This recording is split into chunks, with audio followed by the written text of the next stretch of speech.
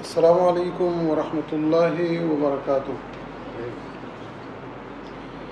الحمد للہ رب العالمین والعاقبۃ للمتقین والصلاة والسلام علی سید المرسلین خاتم النبیین محمد وآلہ واصحابہ اجمعین،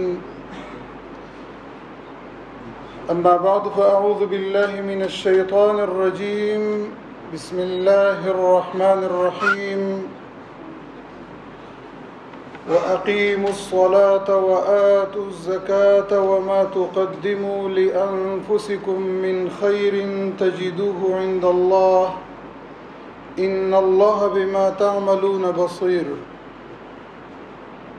وقال الله عز وجل: اعوذ باللہ من الشیطان الرجیم، ان الذین آمنوا وعملوا الصالحات واقاموا الصلاة وآتوا الزکاة لهم اجرهم عند ربهم ولا خوف علیہم ولا هم يحزنون۔ صدق اللہ العظیم۔ رب اشرح لی صدری ویسر لی امری واحلل عقدۃ من لسانی یفقہوا قولی۔ سبحانک لا علم لنا الا ما علمتنا انک انت العلیم الحکیم۔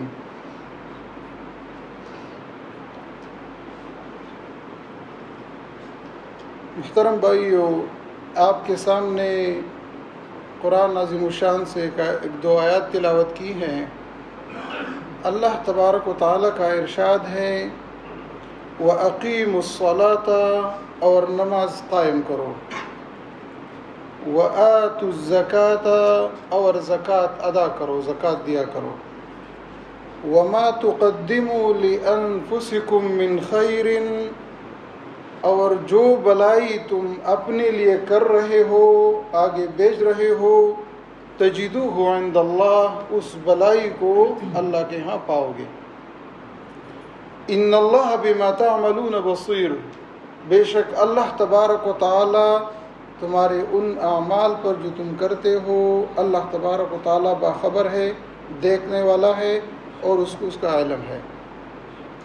اور دوسری آیت جو سورہ بقرہ کی آیت نمبر 277 تلاوت کی ہے، اس سے پہلے یہ 110 نمبر آیت تھی سورہ بقرہ کی، اللہ تبارک و تعالیٰ اس میں ارشاد فرماتے ہیں: ان الذین آمنوا وعملوا الصالحات، بے شک وہ لوگ جو ایمان رکھتے ہیں اور نیک اعمال کرتے ہیں، وَأَقَامُوا الصَّلَاةَ، اور نماز قائم کرتے ہیں، وَآتَوُا الزَّكَاةَ، اور زکوٰۃ دیتے ہیں، لَهُمْ أَجْرُهُمْ عِندَ رَبِّهِمْ، ان کے لیے ان کا اجر ہے ان کے رب کے پاس، وَلَا خَوْفٌ عَلَيْهِمْ،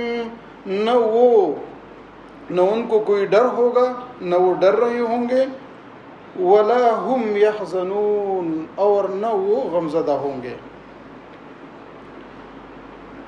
محترم بھائیو، اسی مسجد میں اسلام کے بارے میں ایک سلسلہ چلتا ہے۔ اسلام کی تعلیم کے لیے ابتدائی بات جو ہے، جو بنیادی ضرورت ہے ایک انسان کو، ایک مسلمان کو مسلمان بننے کے لیے، وہ اللہ تبارک و تعالیٰ کی ذات کی پہچان ہے اور اپنے خالق کی پہچان ہے۔ تو اللہ تبارک و تعالیٰ کے توحید کے بارے میں اور اللہ تبارک و تعالیٰ کی صفات کے بارے میں تفصیل سے یہاں کئی جمعے گفتگو ہوئی۔ پھر اس کے بعد سلسلے کی دوسری کڑی نبی کریم صلی اللہ علیہ وسلم کی رسالت ہے، اس بارے میں بھی تفصیل سے بات ہو گئی۔ عقائد اسلام کے حوالے سے جو بھی سلسلہ وار سلسلہ ہے وہ اسی طرح چلتا رہتا ہے۔ شفاعت بھی یہاں بات ہوئی، اور اسی طرح یہی سلسلہ جاری ہے، عبادات پر بھی بات ہوتی ہے۔ اس سلسلے کی ایک کڑی الصلاۃ ہے، اقامت الصلاۃ، جس کے بارے میں اپنے علم کے مطابق آپ کے سامنے کچھ عرض کرنی ہے، کچھ یاد دہانیاں کرانی ہے۔ ہم سب مسلمان ہیں اور ہمیں پتہ ہے نماز کا اور تمام عبادات کا ہمیں پتہ ہے، بطور تذکیر کے کہ مسلمان جب آپس میں ملتے ہیں، ایک دوسرے کی دوستی کرتے ہیں، بھائی چارہ ہوتا ہے، ایک دوسروں کی کوتاہیوں کا ذکر ہوتا ہے اور اس کی اصلاح کی کوشش ہوتی ہے، اور یہ ایک بہترین ماحول ہوتا ہے، ایک بہترین سوسائٹی ہوتی ہے جہاں پر آدمی کی خطاؤں اور غلطیوں کی اصلاح ہو سکے اور اچھائی اور بلائی کی طرف ان کی حوصلہ افزائی ہو، اور جو بات معلوم نہ ہو وہ معلوم کی جائے۔ تو اللہ کا شکر ہے کہ ہماری یہ اجتماعیت اور یہ سوسائٹی اور یہ یہاں پر قائم ہے اور یہ سلسلہ یہاں جاری ہے۔ ان لوگوں کے لیے جو یہ سارے انتظامات کرتے ہیں، اللہ تبارک و تعالی ہمیں بھی، ہمارا شمار بھی انہی میں سے کر دے اور ہمیں توفیق دے کہ اس کار خیر میں ہم بھرپور حصہ لیں، چاہے وہ مالی ہو، چاہے وہ اپنا وقت قربان کرنا ہو، یا جو بھی ہو، ہم ان کے دست و بازو بنیں، اپنی اصلاح بھی کریں، دوسروں کی بھی اصلاح کریں اور دین اسلام کی تبلیغ کریں، اور یہ سلسلہ جاری رہے۔ اور یہ ایک مسلمان کا فرض ہے، یہ کوئی دوسرے پر احسان نہیں، بلکہ یہ ہمارا فرض ہے جس کو ہم ادا کریں گے۔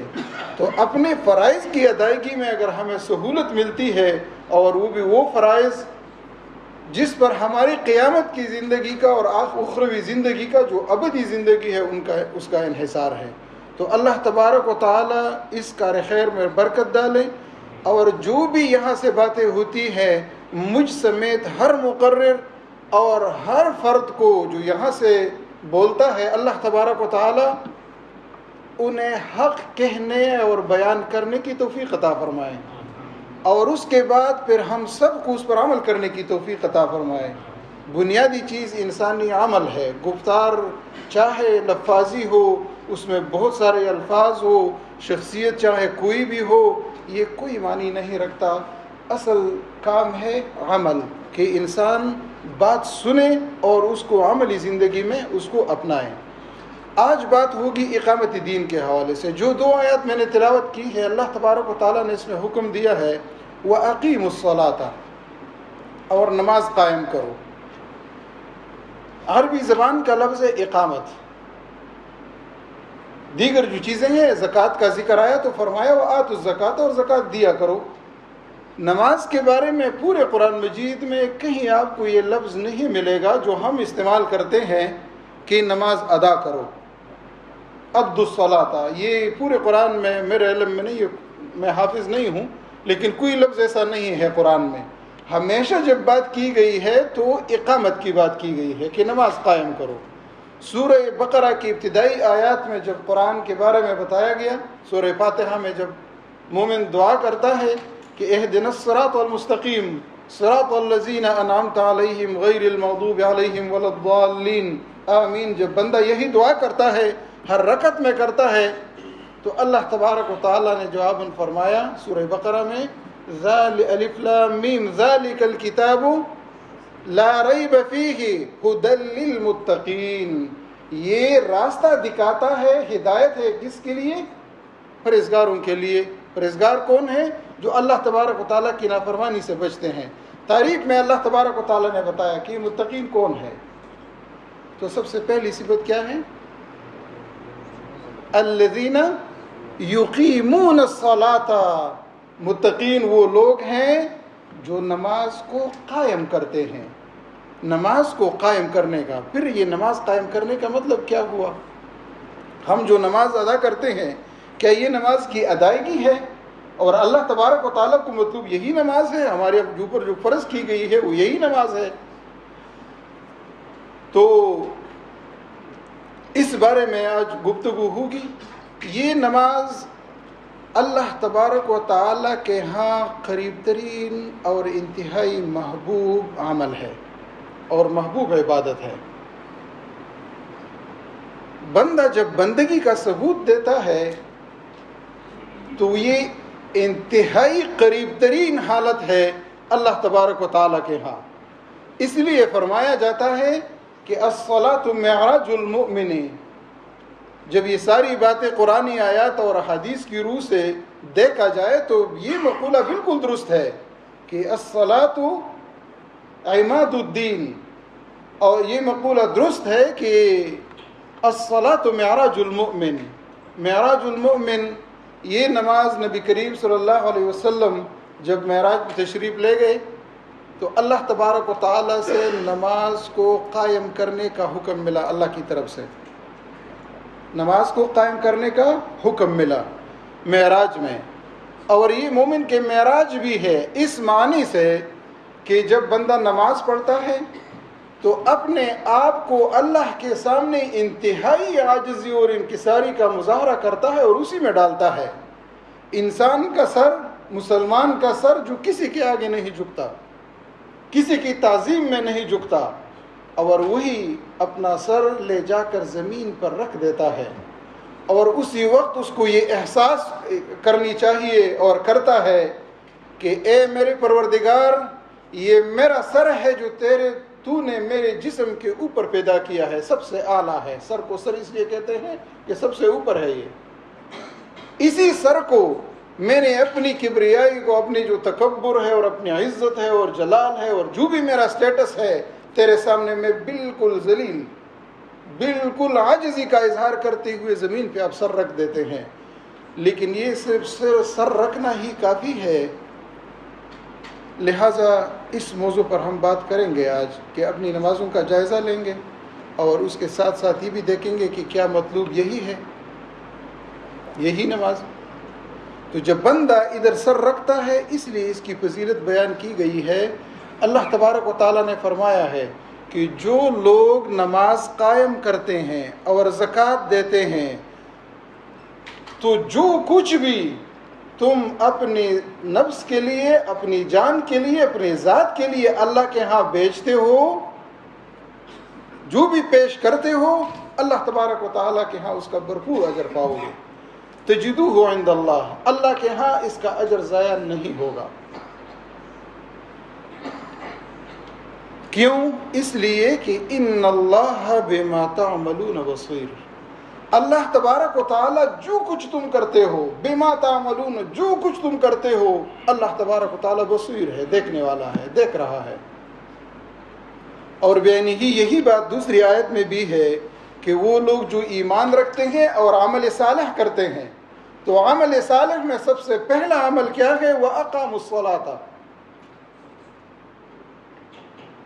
جو بلائی کا کام کرتے ہیں، جو بلائی کرتے ہیں، وَأَقَامُوا الصَّلَاةَ، اور سب سے پہلا کام کیا ہے اس میں؟ نماز قائم کرنا، کہ نماز قائم کرتے ہیں۔ وَآتَوُا الزَّكَاةَ، اور زکوٰۃ دیتے ہیں۔ لَهُمْ أَجْرُهُمْ عِنْدَ رَبِّهِمْ،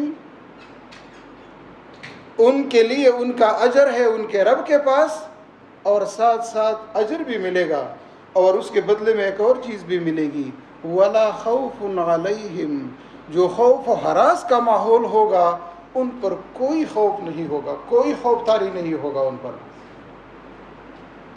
اور نہ وہ غمزدہ ہوں گے، کوئی بھی فکر نہیں ہوگی۔ تو انسان اور چاہتا کیا ہے؟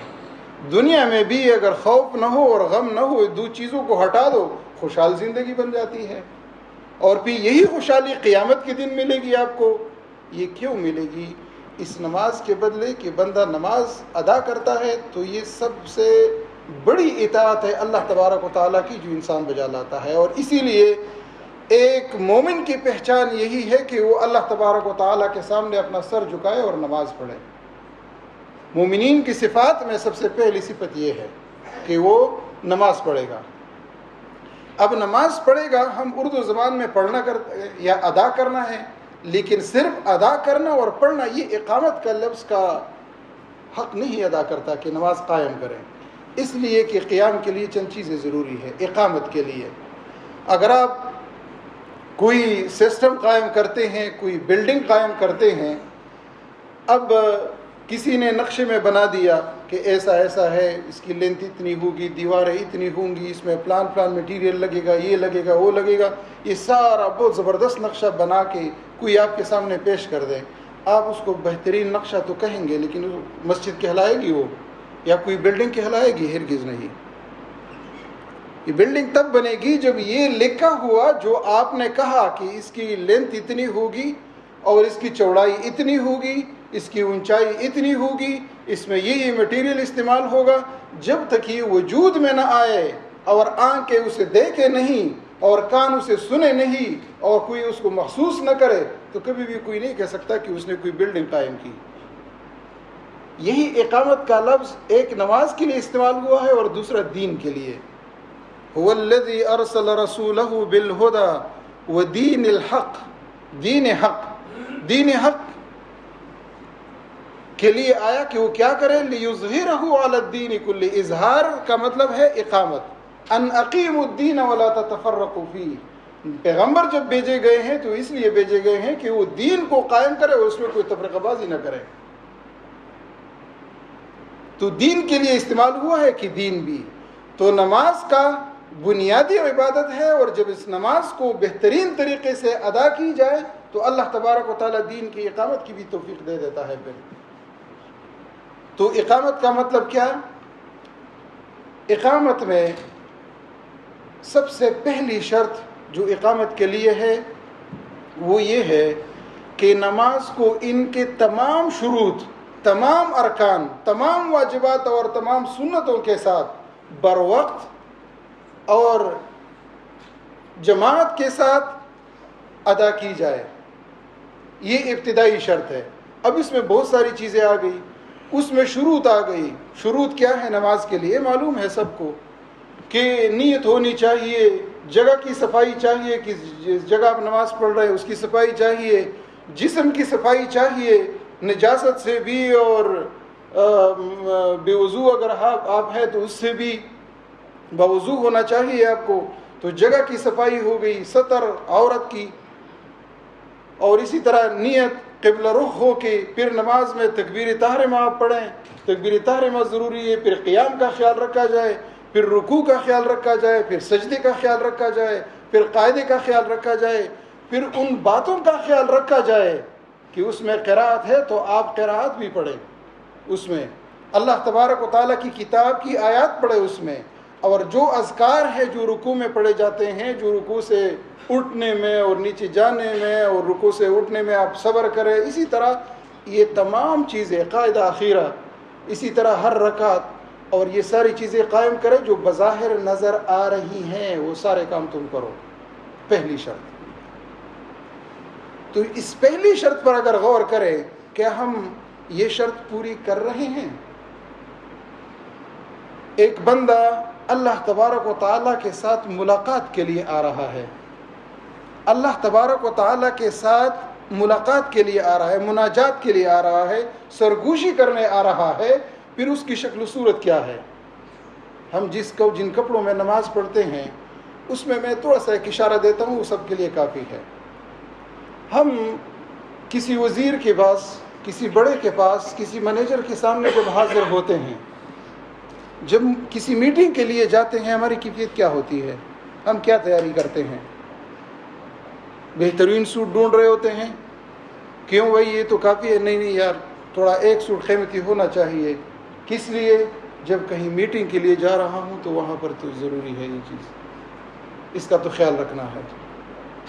بہترین قسم کی ایک اسپرے بھی ہم نے رکھی ہوئی ہوتی ہے گاڑی میں یا گھر میں, کہ جب جا رہے ہیں تو اس کے سامنے ہم سے بدبو کوئی نہ آئے. جس حضرت سے ملاقات کے لیے جا رہے ہیں وہ متاثر ہو ہمارے لباس سے اور ہماری شکل و صورت سے. تو کیا ہم وہی درجہ جو خالق کائنات ہے, جو تمام دنیا کو بنانے والا ہے, پیدا کرنے والا ہے, اور ہمارا خالق ہے, ہماری جان اور ہماری روح اور سب کچھ اسی کے اختیار میں ہے, اس کے سامنے ملاقات کے لیے جب آپ پیش ہونے جا رہے ہیں, کیا آپ نے اتنی اہمیت دی ہے؟ جتنے ادب کے ساتھ تم وہاں کھڑے ہو کے باتیں کر رہے ہو تسلی سے, جی گفتگو تیز نہیں ہونی چاہیے, کمیونیکیشن سکلز ہونی چاہیے. بڑے کے سامنے جب آپ بات رکھتے ہیں تو ادب کا خیال رکھنا چاہیے. یہ ساری خیالات ہم رکھتے ہیں, اس کے لیے ٹریننگ بھی لیتے ہیں. اور کوئی اچھا ریپریزنٹیٹیو اگر نہ ہو تو اس کو بھیجا بھی نہیں جاتا اس ملاقات کے لیے. پھر ہم اللہ کے تبارک و تعالیٰ کے سامنے سرگوشی کرتے اور یہاں آتے ہیں. ہماری نماز کی حالت کیا ہوتی ہے؟ سب سے پہلے ہمارے لباس کی, ہماری جسم کی صفائی کی, کہ چلے اللہ قبول کرنے والا ہے. اور پھر جس طرح مرغی دانے چنتی ہے اسی طرح ہماری حرکات ہوتی ہیں, اور کہتے جی 2 رکعت پڑھ لی. آپ دیکھیے اگر کسی کے سامنے، آپ لوگوں کے سامنے میں یہ باتیں کر رہا ہوں، اگر میں تھوڑا سا سپیڈ تیز کروں اور آپ کو کہہ دوں کہ اللہ تبارک و تعالیٰ کا حکم ہے نماز قائم کرنا اور یہ کرنا، آپ لوگ یہی کہیں گے کہ یہ کون سا بیوقوف کڑا ہے جو باتیں کر رہا ہے، اس بات تو ہمیں سمجھ نہیں آتی. ایسا ہے کہ نہیں ہے؟ پھر جب ہم نماز میں کھڑے ہوتے ہیں اللہ کے سامنے اور ایسے جلدی جلدی کہتے ہیں الحمدللہ رب العالمین، میں سپیڈ سے نہیں پڑھ سکتا اس لیے کہ یہ اللہ کا کلام ہے، اس کا مذاق میں نہیں اڑا سکتا. لیکن بے ادبی ماپ، کیا ہم نماز پڑھتے ہوئے اللہ کی کلمات کا مذاق نہیں اڑا رہے ہیں؟ جب آپ اپنے بچے سے بات کرتے ہیں تو بھی تسلی سے اور آرام سے کرتے ہیں، متوجہ ہو کے آرام سے سناتے ہیں، اور اگر نہیں سمجھے تو آپ ریپیٹ کرتے ہیں، اور اس کو آپ بہترین کمیونیکیشن سکلز میں آپ گردانتے ہیں. پھر جب اپنے رب اور خالق کائنات کے ساتھ آپ کھڑے ہو جاتے ہیں اور اسے جلدی جلدی اپنی بات سنا کے آتے ہیں، اور اللہ تبارک و تعالیٰ قبول کریں، اور پھر جلدی آپ اٹھ جاتے ہیں. تو اقامت کے لیے، اقامت صلاۃ کے لیے ضروری ہے کہ اس کی پہلی شرط قبول، آپ اس پر عمل کریں. وہ عمل کیا ہے کہ آپ تمام ارکان، اس کی صفائی چاہیے، نیت کا خلوص چاہیے، توجہ چاہیے، وہ ساری چیزیں آپ برابر کر دیں، اور پھر اس کے بعد آپ اللہ تبارک و تعالیٰ کے سامنے کھڑے ہوں. جب آپ نماز پڑھتے ہیں تو اللہ تبارک و تعالیٰ آپ کو جواب دیتا ہے. اگر آپ کہتے ہیں الحمدللہ رب العالمین، اور افسوس کے ساتھ کہنا پڑتا ہے ایک اور ٹرینڈ چلا ہے، وہ یہ کہ جو قاری حضرت صاحب وہ ایک سانس سے جتنی لمبی تلاوت کرے وہ ہم واہ واہ کرتے ہیں کہ بڑی زبردست تلاوت کی اور یہ کی. نبی کریم صلی اللہ علیہ وسلم کی عادت یہ تھی کہ جب وہ نماز پڑھتے تھے ہر ایک آیت پہ ٹھہرتے تھے، الحمدللہ رب العالمین الرحمن الرحیم، رکتے تھے. اور اللہ تبارک و تعالیٰ جواب دیتا ہے کہ اگر بندہ کہے الحمدللہ رب العالمین تو اس کے بدلے میں اللہ تبارک و تعالیٰ بھی جواب دیتا ہے. تو آج سے تہیہ کر لیں کہ ہم نماز کے تمام شروط اور احکامات جو بھی ہیں، ارکان ہیں، اس کا لحاظ رکھیں گے. اگر اس میں کوئی کوتاہی ہو جاتی ہے تو نماز نہیں ہوگی. ایک شرط. دوسری شرط اس کی کیا ہے؟ اقامت الصلاۃ کی. دوسری شرط اقامت الصلاۃ کی یہ ہے کہ یہ تو ظاہری کیفیت ہے. اس ظاہری کیفیت کے بعد ایک دوسری چیز آتی ہے، وہ ہے خشوع.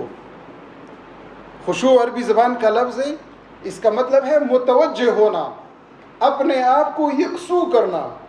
جب آپ اللہ تبارک و تعالیٰ کے سامنے کھڑے ہوئے، آپ دنیا و ما فیہا سے بالکل بے غم ہو گئے، اور جب آپ کو اذان سنائی دی، آپ کوئی بھی کام کر رہے ہو، کمزوری مجھ میں بھی ہے، یہ ہمیں دور کرنی چاہیے اس کمزوری کو، کہ جو ہی اذان ہو گئی آپ نے لاک لگا دی، بس یہ اللہ کا وقت ہے، کسی کے لیے اور مزید وقت نہیں ہے، بس اللہ تبارک و تعالیٰ کی طرف میں متوجہ ہوں، اور آپ یکسوئی کے ساتھ اللہ تبارک و تعالیٰ کے ساتھ ملاقات کے لیے حاضر ہو.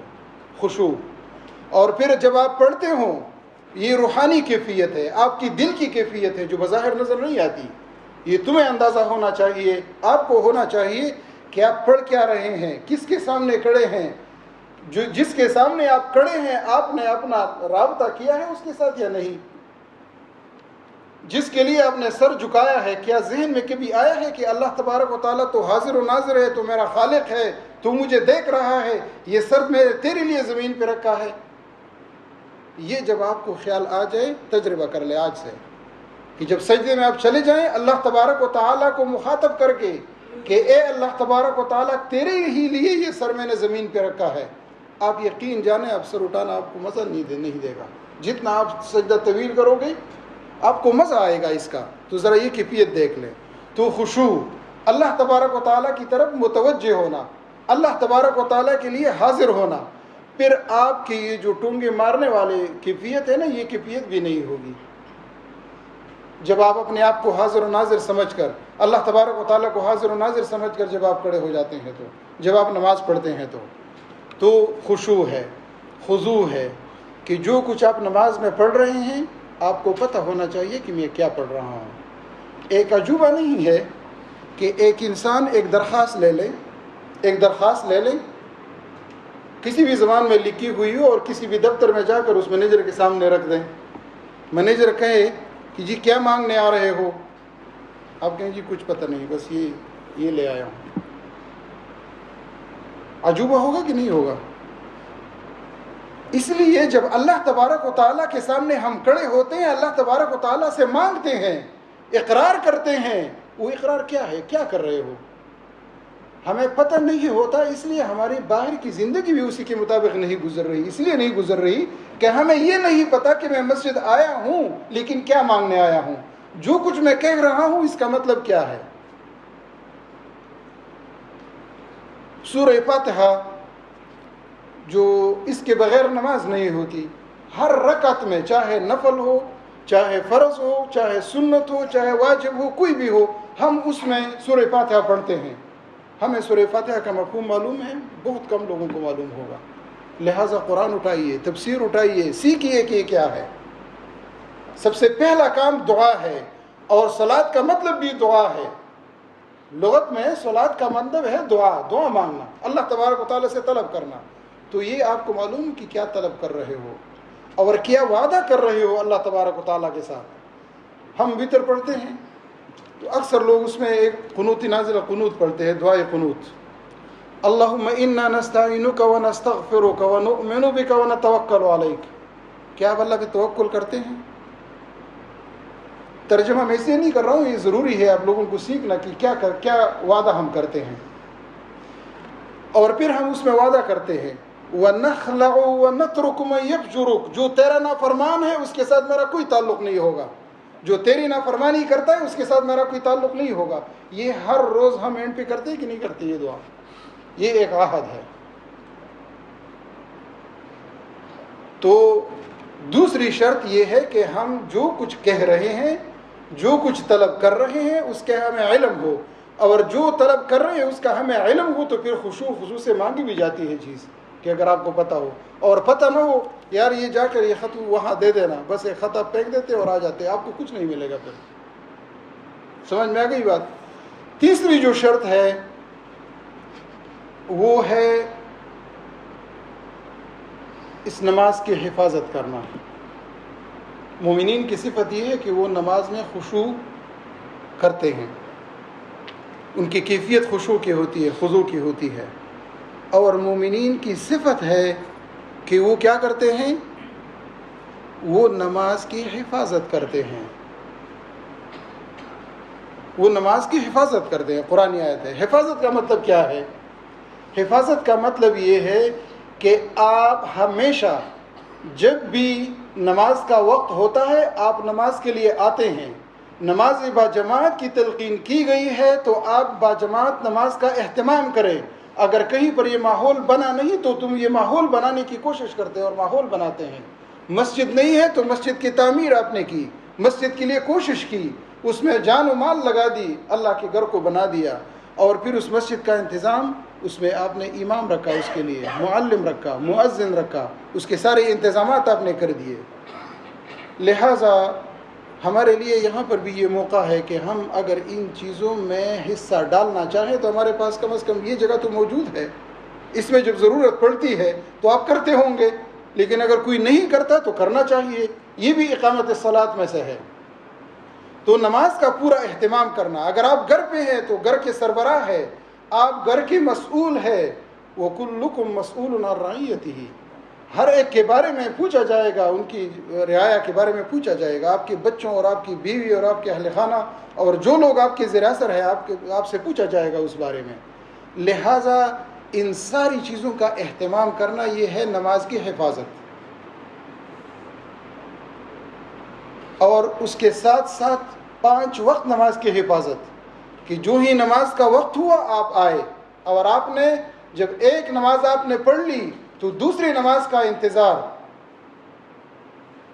دوسری نماز کا آپ انتظار کر رہے ہیں. نبی کریم صلی اللہ علیہ وسلم کی حدیث مبارک ہے کہ جو کوئی نماز پڑھتا ہے اور پھر دوسری نماز کا انتظار کرتا ہے، اللہ تبارک و تعالیٰ کا وعدہ ہے مغفرت کا اور اجر عظیم کا.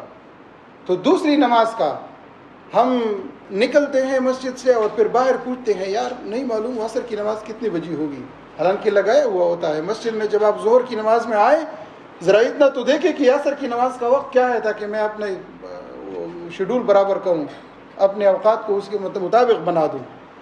یہ نماز کا انتظار، نماز کا اہتمام اور استمرار ضروری ہے، کنٹینیوٹی، کہ آپ پڑھتے ہیں تو ایسا نہیں ہے کہ ایک دن آپ آئے اور آپ نے صورتیں بھی پڑھ لی اور ساری چیزیں اس میں پڑھ لی اور بڑی لمبی رکعت آپ نے پڑھ لی، لیکن پھر دوبارہ عصر کی نماز آپ کی قضا ہو گئی، عشاء کی نماز لمبی کر دی، تہجد کے لیے بھی اٹھے وہ بھی پڑھ لی، لیکن صبح کی نماز قضا کر دی۔ تو اللہ تبارک و تعالیٰ کی نزدیک عمل وہی بہتر ہے جو ہمیشگی اس میں ہو، آپ ہمیشہ اس کو کرتے رہیں، بے شک وہ مختصر کیوں نہ ہو۔ آپ رات کو 8 رکعت نہیں پڑھ سکتے، آپ 2 رکعت پڑھ لیں، اسی پر اکتفا کر لیں، لیکن ہمیشگی ہونی چاہیے۔ تو بھائیو اور دوستو، یہ بنیادی باتیں تھی اقامت الصلاۃ کے بارے میں جو کچھ میں نے عرض کی، اور انشاءاللہ آئندہ بھی موقع ملے گا، دیگر لوگ بھی آئیں گے اور اس حوالے سے بات کریں گے۔ آج سے تہیہ کر لیں، اور وہ یہ کہ جو 3 باتیں میں نے کہی ہیں، دیکھیں اقامت الصلاۃ کے لیے 3 شرطیں میں نے آپ کو بیان کی جو قرآن اور حدیث اس کی روشنی میں ہے۔ اس میں سے ہم ایک بھی شرط پوری نہ کرے تو اقامت الصلاۃ ہو گئی؟ نہیں ہوتی۔ تو یہ جو ہم کرتے ہیں اداء الصلاۃ کی نماز پڑھتے ہیں اور 1 2 3 رکعت پڑھتے ہیں اور پھر چلے جاتے ہیں، کیا یہ نماز اللہ کے ہاں پھر مقبول ہوگی؟ کیا ہمیں اس کا اجر ملے گا؟ تو اپنا جائزہ لیجئے۔ جو نمازیں ہم نے پڑھی ہیں اللہ تبارک و تعالیٰ اس کو قبول کرے، جو غلطیاں ہم کرتے ہیں اللہ تبارک و تعالیٰ وہ غلطیوں کی اصلاح کی توفیق عطا فرمائے، اور آئندہ کے لیے یہ عہد ہونی چاہیے، اللہ تبارک و تعالیٰ اس عہد کو وفا کرنے کی توفیق عطا فرمائے کہ ہم جو کچھ پڑھتے ہیں نماز میں، جو کچھ ہم کرتے ہیں وہ عین نبی کریم صلی اللہ علیہ وسلم کی سنت کے مطابق ہو، اور اللہ تبارک و تعالیٰ کے سامنے جب ہم پیش ہوں تو ہمیں ان تمام اعمال کا ہم اجر ملے۔ اور جنت کی چابی کہی گئی ہے نماز کو کہ سب سے پہلے جس چیز کے بارے میں پوچھا جائے گا وہ نماز۔ اگر اس پہلے سوال میں ہم ناکام ہوئے تو ہمیں اگلا پرچہ بھی نہیں ملے گا کہ اس کو بات کرے۔ تو سب سے پہلی چیز کیا ہے؟ نماز۔ لہٰذا نماز کو جنت کی کنجی کہا گیا ہے۔ اگر آپ دروازے کے باہر کھڑے ہیں اور آپ کو دروازہ کھل نہیں رہا، اندر بڑا خزانہ پڑا ہے، لیکن آپ کے پاس دروازہ کھولنے کی صلاحیت ہی نہیں ہے، آپ کو خزانے میں سے کچھ مل سکنے کا امکان ہے؟ کچھ ملے گا؟ تو لہٰذا اگر قیامت میں اپنے اعمال کا اور اس سارے کا خزانہ کھول کر اس کا ثمرہ حاصل کرنا چاہتے ہو تو سب سے پہلی چیز ہے نماز۔ اور ایک بات آخر میں کر کے کہ مسلمان اور کافر کے درمیان نماز فرق ہے۔ اگر بندہ پابندی سے نماز پڑھتا ہے، دوسرا نماز نہیں پڑھتا، تو یہ مسلمان اور کافر کے درمیان یہی فرق ہے۔ آپ کہیں گے کہ جی ممبر سے فتویٰ لگا رہے ہیں، میں فتویٰ نہیں لگا رہا۔ نبی کریم صلی اللہ علیہ وسلم کی حدیث ہے کہ مومن اور کافر کے درمیان فرق کیا ہے؟ نماز۔ تو اگر آپ ایک بہترین مسلمان ہیں، اپنے آپ کو مسلمان کہنا چاہتے ہیں، تو آپ نماز کو قائم کریں، ادا کرنے کی بات نہیں ہے، قائم کریں۔ اللہ تبارک و تعالیٰ عمل کی توفیق عطا فرمائے۔ وآخر دعوانا الحمدللہ رب العالمین۔